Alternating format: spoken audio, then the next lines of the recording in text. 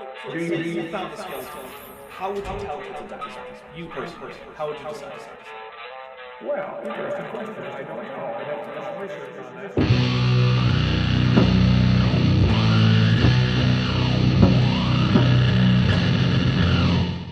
Hey there, YouTube, the Dapper Dinosaur here. We are once again back to talk about Dan Biddle's speech about how humans are created in the image of God, and super did not evolve. He's totally serial, you guys. Let's talk about blood clotting. Take it away, Daniel. We'll cover over this one quickly. Another evidence, I think, for creation is blood coagulation. Blood clotting is like the most absurd Rube Goldberg system of insanity that I know of in animals. It's bonkers, and anyone who designed it should be tossed out of whatever design school they are attending. But let's hear what Dan has for us on this. But do remember that the human blood clotting mechanism is basically the mammal blood clotting mechanism, so even if this couldn't evolve, we're still at humans and the echidna sharing a common ancestor as perfectly reasonable.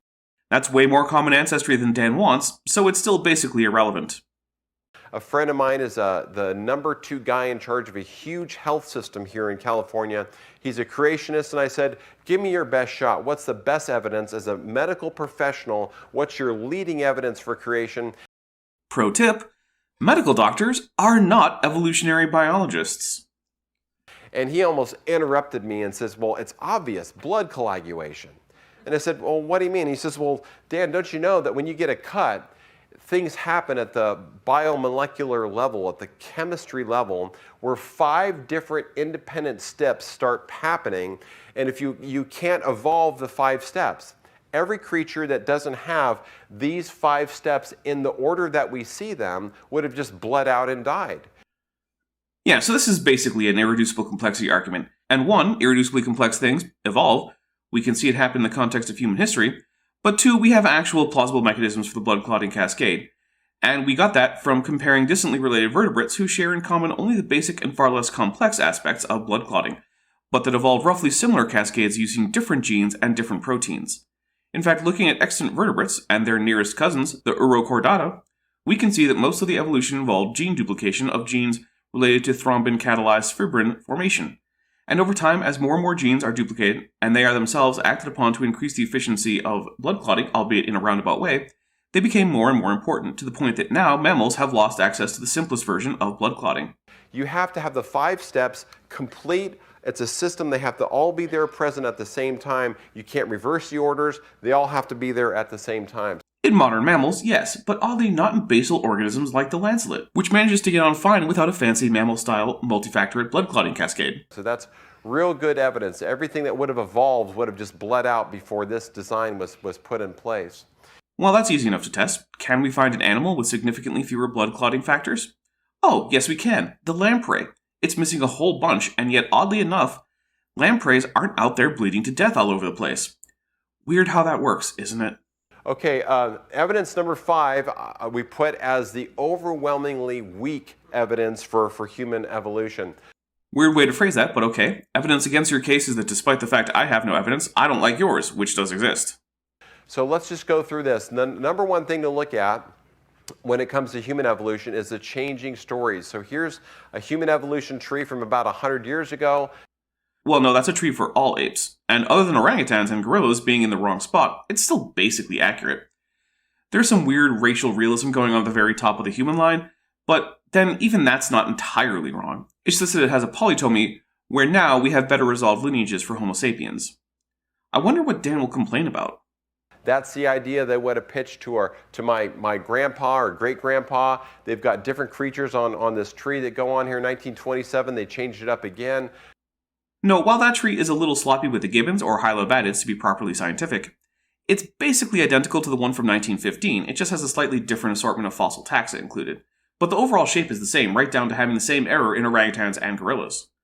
1931, they've added some and removed some. Yikes! That 1931 chart is clearly from a popular work and is not a scientific publication. It uses only common names, implies direct ancestry from named fossil taxa, and uses reconstructions of the face that are a bit speculative to say the least. Nothing about that says science publication, even for 1931. So misrepresenting this as actual scholarship is pretty bad form from Dan here. But you know, in the first 3 ones here, they have Piltdown Man and Java Man, which were either frauds or have been proven to be apes, but they carried the lie for 50 years. Well, Piltdown Man was indeed a fraud, one that was exposed in 1953. So yeah, of course, charts of hominoid evolution prior to 1953 would include it. Why wouldn't they? And Java Man is Homo erectus, something most creationists regard as human, so it's not a fraud. And while it is definitely an ape, it's an ape the same way modern humans are. All humans and their non-Homo sapiens hominin ancestors are and were apes. The only problem with including Java Man in a chart like this is that you should probably go with H. erectus, the scientific name, rather than the common name. Carried all through the idea of the human evolution tree. 1951, you still have some false icons in there, then they changed it in 1965. For every generation, there's a new story. Shocker. A 1951 chart didn't time travel into the future to check on the status of Piltdown Man. Also, those final two are basically the same except the bottom one includes fewer steps, and conveniently has labels. But also notice that it's not even the same kind of chart. These are linear depictions where if you go from right to left, you go to presumably more and more ancestral forms, but you are ignoring any side branches. The only real objection that can be raised there is ignoring those side branches is a bit misleading. And also the bottom one implies that Neanderthals are ancestral to modern Homo sapiens, which is not really true. Every single generation. And it doesn't get better with modern charts. Here's the new modern chart. This one came out by Richard Klein, and he says, well, we think now this is a tree, but they're no longer calling it a tree, they're calling it a bush because it's so convoluted. Okay, so I hate trying to distinguish between a bush and a tree. The difference in real life between a bush and a tree is just size.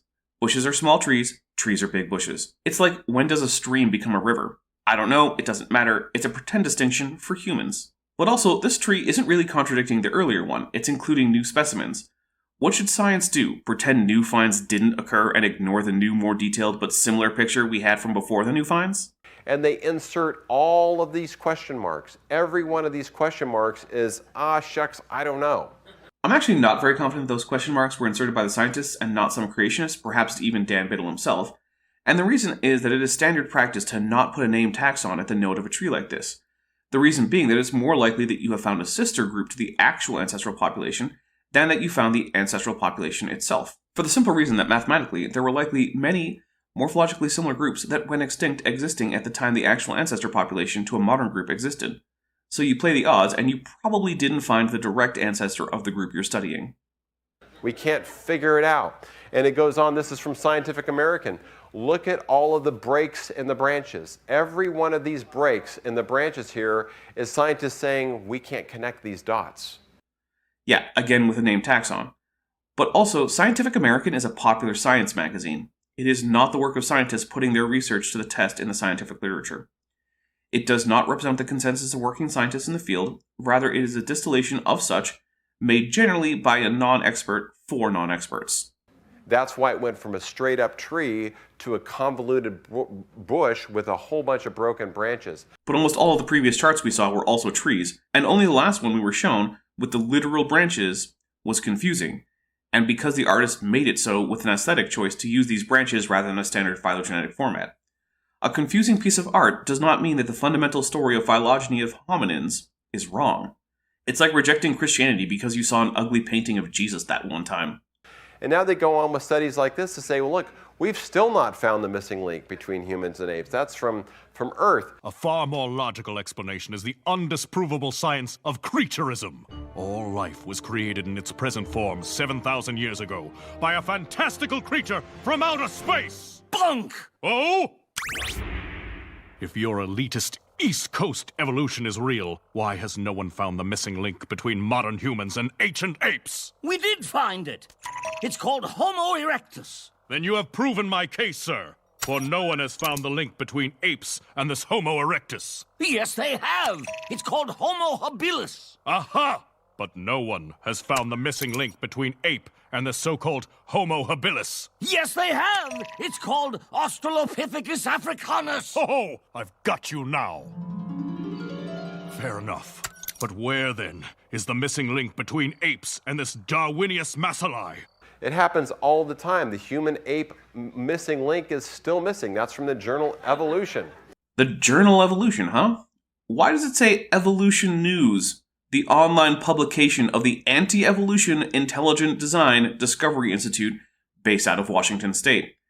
This is actual creationist propaganda being portrayed as a scientific paper in some kind of meta-propaganda from Dan Biddle. I have trouble thinking that Dan doesn't know what evolution news is. They are fellow travelers on the anti-evolution road, even if they are ambiguous about the age of the Earth. They're never going to find it. They're going to find extinct apes, but nothing less. Oldest fossils of our species push back origin of modern humans, and they say the oldest bones of our species dating back to 300,000 years have now been discovered in a cave in Morocco. So they go on and say that we're going to have to push back the origin of Homo sapiens by, just 100,000 years. And how is saying that a species is older than once thought an argument against its common ancestry with other species? This isn't even an argument. It just keeps changing and changing and changing. Happy 350,000th birthday. A study pushes back Homo sapien origins. So it happens over and over again. What's the it that happens over and over again? We get more and more data, so we get better and better estimates? Yes, that does happen again and again, and it's a good thing too. One of my favorite things to look at is the scant, scattered, and sifted fossil record. We've got lots of these things. We've got no transitions or some things that maybe look like transition, but you realize that generally the reason why we say something is transitional is that we measure its various anatomical traits and find them to be between the basal and derived morphologies that we're interested in, and that causes them, of necessity, to look transitional. Basically, if it looks transitional, that's prima facie evidence it is transitional. If you want to say it's not transitional, you gotta show why. No clear transitions. We've got over 7 billion humans alive today. These are interfertile. These are interfertile. There's none of these. No, because if this is supposed to be human evolution, then we also don't have any of the guy at the far left, because the common ancestor of humans and other extant apes doesn't exist anymore. Instead, we have millions of non-human apes, none of whom are identical to Homo sapiens, all of whom have their own evolutionary lineage. But also, where are the transitional forms between that basal common ancestor and derived humans? Why, they're in the ground, and in museums. Evolution neither requires nor precludes transitional forms from persisting with derived forms at the same time. In some cases, like with the seahorse, we have wonderful living transitional forms, but with humans compared to chimpanzees, those forms are no longer extant. That doesn't mean you get to dismiss them, as we have the fossils, and it isn't a problem for evolution that some forms didn't make it to the present. And we would expect if human evolution was true, we would have a long, just like Charles Darwin said, a big organic chain showing all these transitions, but you can take all of the supposed transitions and put them into the back of a pickup truck.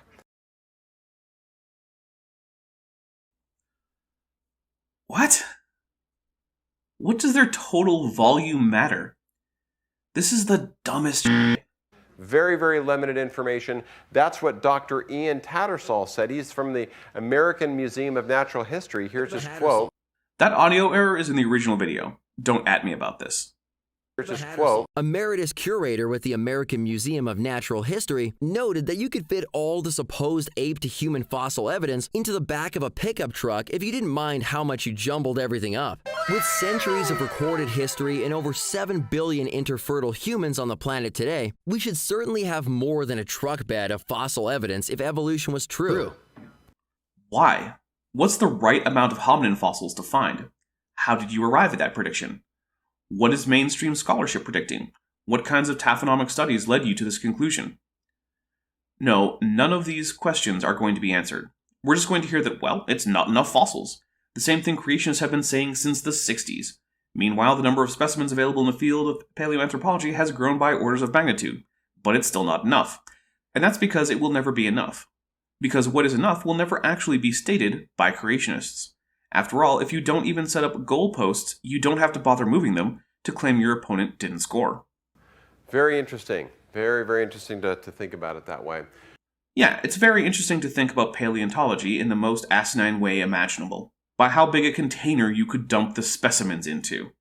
I mean, every year we get dozens of studies telling us just how big a swimming pool you can fill with a single tyrannosaur find. Oh, and basically all Mesozoic mammals, like the Morganucodon we started with in this series, man, you can fit that into like a single juice glass. Completely worthless.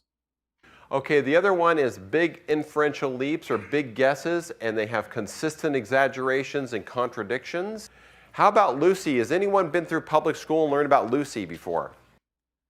I learned about Lucy, but not in public school. So I guess I half count? Okay, good. Arty's probably less common than Lucy, but we'll take a look at Ardipithecus. So they found this supposed leading fossil in Ethiopia about 1992. It took them 17 years to reconstruct it. It was based on only 125 bones, which is less than half of the skeleton. Of course, the cool thing is that since apes are bilaterally symmetrical, less than half of an actual skeleton can tell you about more than half of the animal. Neat, right? And Arty's big claim to fame is that they think that they found one of the first upright walking ape-like creatures. And we'll look at the evidence that they're basing that on next. So they thought she was supposedly walking upright, and they based that in part based upon her squished up skull here. So they have 100 pieces of her broken skull that were squished to the width of a peanut butter and jelly sandwich, about 1.6 inches compressed.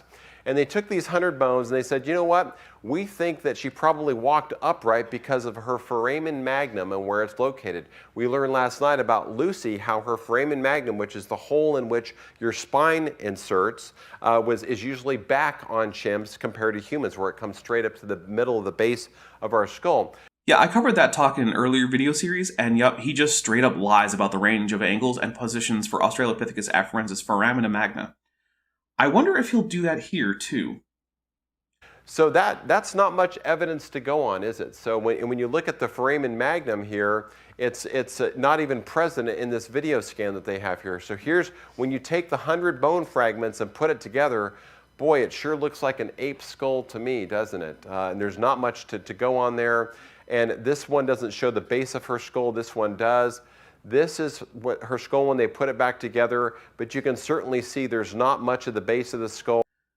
Weird how the right anterior portion of the foramen magnum is there, and it's angled towards the bottom of the skull rather than the back of the skull. It's almost like the scientists who did the reconstruction were right, since so far he's not contesting this reconstruction. He's just pretending it isn't actually how it is. But you can certainly see there's not much of the base of the skull, and everything else is very, very scattered. Looks to me like we've got about a third of the base of the skull, including bits that connect to the top of the skull and parts of the margin of the foramen magnum. What else could we need? Especially when you realize that you can mirror this and get an even more complete picture. Here's what they have with the foramen magnum of this hole right back here, which is set backwards like chimps are today, and they only have about half of it. But no, it's not set backwards. That's just a lie. There's a whole paper detailing, in detail, the skull morphology of Ardipithecus ramidus. You can read it. So, but they claim that's part of our evidence is based upon where that foramen magnum is, but they only have about half of it. Half is way more than enough if you can connect it to the rest of the skull, so you can see where it goes. Imagine if you had a statue of a human face and it was broken up. You had about half of the nose, but also you have a whole lot of the rest of the face, again broken up. But you can connect the nose to the rest of the face by a series of well-fitting shards. Does that mean that you can't say anything about where the nose goes? Of course not. You know almost precisely where it goes. They also say, well, we think her spine had a human-like curve to it. And they base that, they say we think her lower spine had a curve to it. Where's her lower spine? It's based on the hips, which are right there. The orientation of the hips necessitates certain aspects of the lumbar vertebrae, because, you know, that's how tetrapods work. They literally don't have it. And they make some inferences here, and they say, well, based on the reconstructed and digitized hip. Remember, Dan didn't object to digital reconstructions with the skull, so apparently now it's bad with the hip? Dude needs to pick a lane. Dr. Lovejoy assumed that Arty must have had a human-like lower spine curvature called lumbar lordosis. They also gave her a couple of bonus vertebrae in their imagination. I don't know what he means by bonus vertebrae. Because Lovejoy acknowledged that chimps and gorilla have 3 to 4 lumbar vertebrae, but Arty, he thinks, had 6, because he wants them to match what humans have. Humans have 6. Because the hip seems to support lumbar lordosis, and that makes a human-like condition more likely than a basal ape condition, but it doesn't necessitate it. And even as Lovejoy said, according to Dan, he was proposing this as likely and not definitive. So they don't have any, and rather than inferring that she probably had 3 or 4 like a chimp, they said no, she probably had 6. It's based on complete imagination. Nope, like Dan said, it was based on a digital reconstruction, which again he's okay with in some cases, just not here for some reason. Here's how apes' spines curve, like one shallow C. Some apes. And notice how the hip continues that curve. That'll become important later. And then humans have 4 curves: cervical, thoracic, lumbar, and sacral. Yeah, sacral. You know, the kind of thing you find out about when you rebuild that pelvis. Kind of rains on Dan's parade. Dan has a spectacular knack for debunking himself. Which really helps us to walk upright. Come on, man, stop doing my job for me. So if you see that sacral curve, it indicates an upright posture. The lumbar lordosis is reconstructed for Arty because of the sacrum. Stop doing my job for me, Dan. They're inferring this on Arty based upon almost nothing. Nothing except that pesky sacrum. But they're saying that's what you probably have. So much, much different. And here is an animation that they had of Arty walking. The shape of the pelvis confirms that Arty was some kind of early biped. It's now clear that millions of years ago, bipedality did evolve in our African ancestors. So, walking upright must have provided some huge biological advantage for the earliest hominids.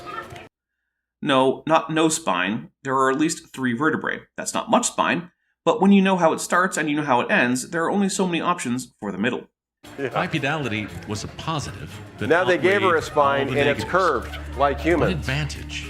Yeah, because there are only so many plausible ways to fill in that gap, and a human-like spine is one of the most plausible, which is kind of why Arty is considered closer to humans than to chimpanzees. Did it bring to our early ancestors? I mean, they're reaching really, really hard in that video.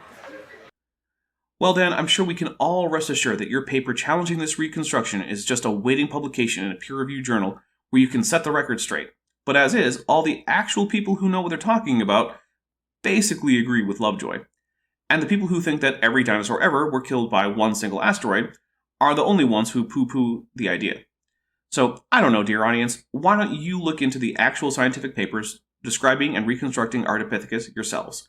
Just make sure that you do not use Sci-Hub to easily pirate scientific papers, because open access to science is illegal in some jurisdictions, and also you don't want to take food off the table of poor journal editors. Anyway, that's where we're going to stop this one. Thank you very much, and I'll see you next time. I'm the Dapper Dinosaur.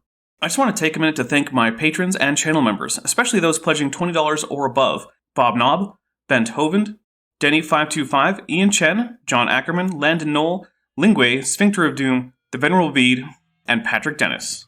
My channel members and patrons help keep the lights on here at Casa Dino, and they also help make this channel possible, because without them, you'd be lucky to get 1 video a week out of me, never mind 3. If you'd like to support either as a patron or a channel member, there are links below. Also, if a monthly pledge or even an annual pledge isn't right for you, there are other ways you can support the channel. There's a merch store and an Amazon wishlist, and of course, if none of that's right for you, just hitting like, sharing this video, and commenting really helps out a lot. Thank you.